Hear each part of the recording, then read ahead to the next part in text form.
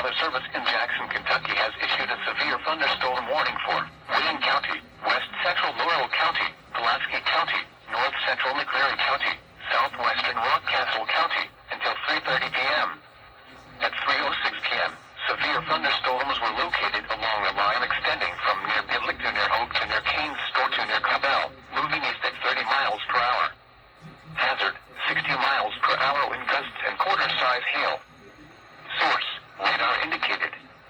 Impact, hail damage to vehicles is expected. Expect wind damage to roofs, siding, and trees. Severe thunderstorms will be near Science Hill around 3:10 p.m. Monticello around 3:15 p.m. Pulaski County Park around 3:20 p.m.